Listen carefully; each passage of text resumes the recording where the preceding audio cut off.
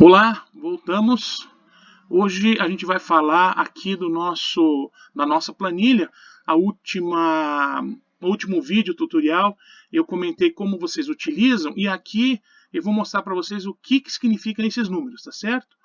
Então, a média ponderada. A média ponderada é uma média que passa pelo seguinte: ela passa pela somatória das peso vezes frequência. Então, por exemplo, se eu pudesse colocar aqui idade, vamos dizer, idade da nossa sala, vamos dizer que aqui a primeira alternativa fosse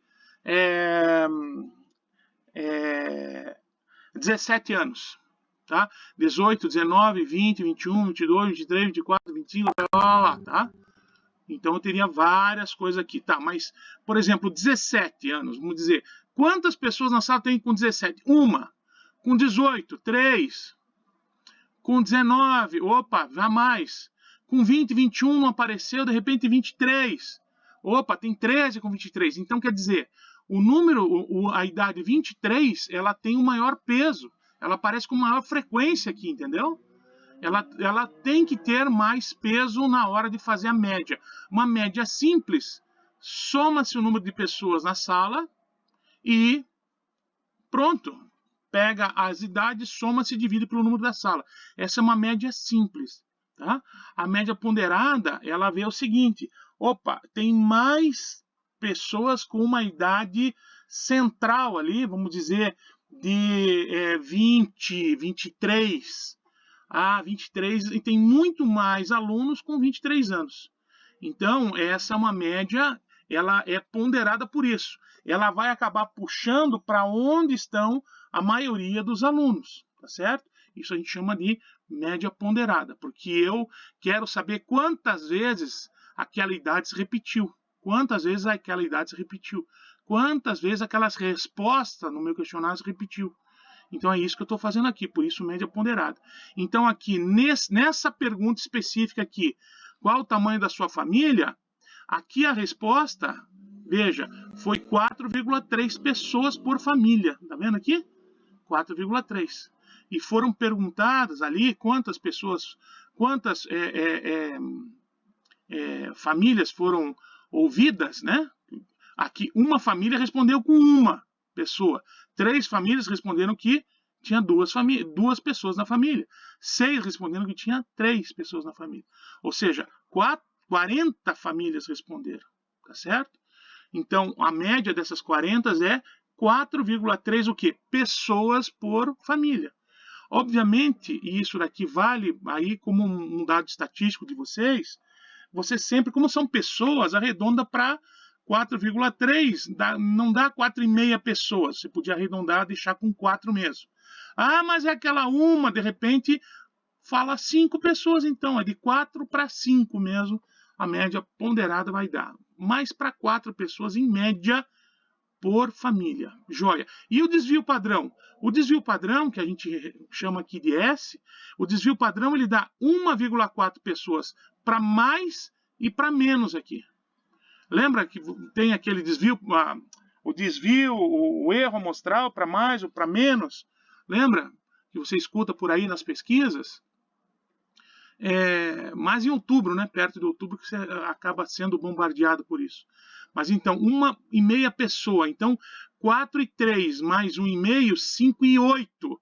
Então, vai para praticamente 6 pessoas por família. E menos 1,5 aqui, vai ficar 3 e pouquinho. Olha, de 3 a 6. Eu tenho uma variabilidade aqui de 6 a 3 pessoas, duas cheias, mas quase 3. Então, esse aqui é o desvio padrão. Tá? Então, nas respostas de vocês, esse desvio pode ser entendido como uma área, e eu não vou entrar aqui no detalhe de novo, porque o nosso curso aqui não é de pesquisa. Lá na disciplina de pesquisa, ou no curso de pesquisa, daí lá sim, lá eu falo então da curva de Gauss e mostro o porquê disso aqui dentro da curva de Gauss, tá? E coeficiente de variação para vocês é para dizer o seguinte, que abaixo de 25% abaixo de 25%, ele é muito certo de alguma coisa, tem pouquíssima variação. 25% é quase a certeza que todo mundo vai fazer aquilo, tá? E acima de 25 quer dizer que não, existe uma variação aí que tem que ser considerada.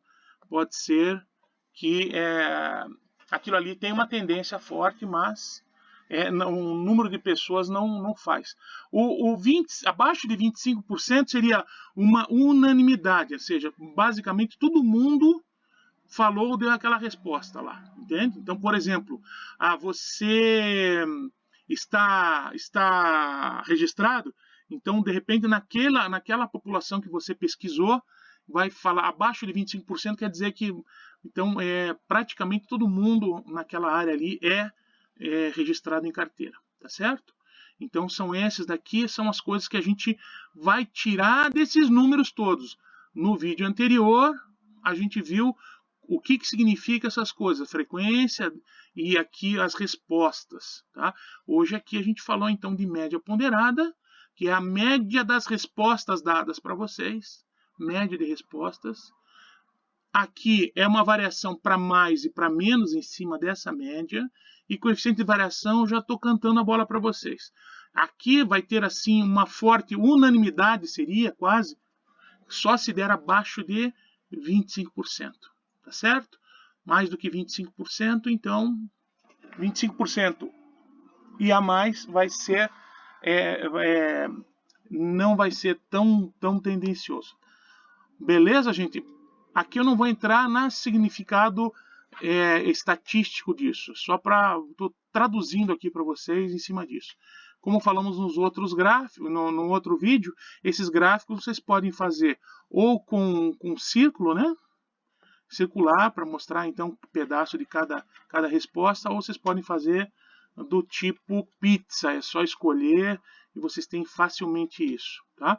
Outra dica para vocês é que vocês abram aqui uma respostinha aqui para vocês, indicando uma resposta, avaliando o que significa isso aqui, o que deu esses números aqui, então. Então poderia ser feito assim,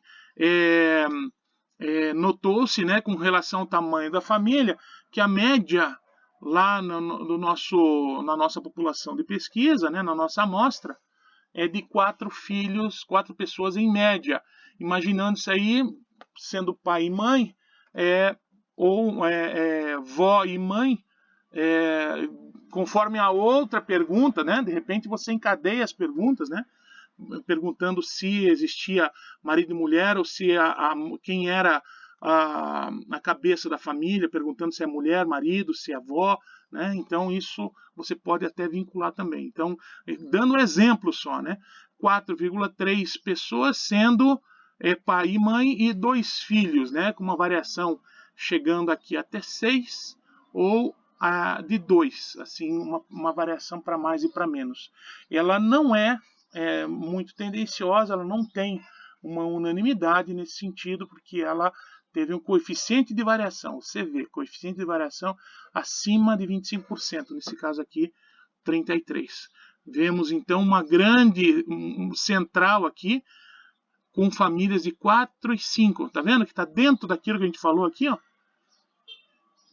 Ó, 4 e 5, ó, quanto que tem aqui, ó? Tem 24 pessoas aqui, ó. De 40, já passou da metade aqui, ó. Só aqui, tá? Então, isso você também pode falar nas respostas. Então, são famílias hoje consideradas grandes, uma vez que o censo de 2010, que já fazem 10 anos já, esse censo tá para vir o censo agora, de 2020, para ver, já em 2010 era 1,8 pessoas, filhos por família, 1,8. Tá? Então baixou muito o número de filhos, certo? De repente aqui já são filhos, depois se a gente fosse ver as outras perguntas aqui, seria lá os filhos e idade dos filhos, de repente. Daí a gente podia identificar uma geração canguru, que são filhos aí que estão penando no mercado de trabalho e que voltam a morar com os pais, porque não conseguem se manter. Então, de repente, esses 4, né, é mãe e pai, e filho já que voltaram para casa de repente, ou ainda, dependendo das outras perguntas que a gente fizer, podia estar indicando pai e mãe, um filho ou uma filha que volta para casa, lembra de 1,8 filhos, né? Então, um filho voltando com o cônjuge, de repente voltando para casa dos pais, e aqui a gente identificaria uma geração canguru. Isso são ideias aqui, são exemplos que eu estou passando para vocês de uma resposta que vocês poderiam dar ali, avaliando então essas respostas aqui obtidas com essa primeira pergunta de novo, a primeira pergunta. A segunda pergunta daí muda, vão ser outros valores aqui, vão ser um número de alternativas, vão ser diferentes, o número de frequência de cada resposta da cada alternativa vai ser diferente. Legal, gente? Então esse videozinho básico, ouça, reouça, veja, reveja e tire dúvidas depois com a gente, tá bom? Forte abraço, até!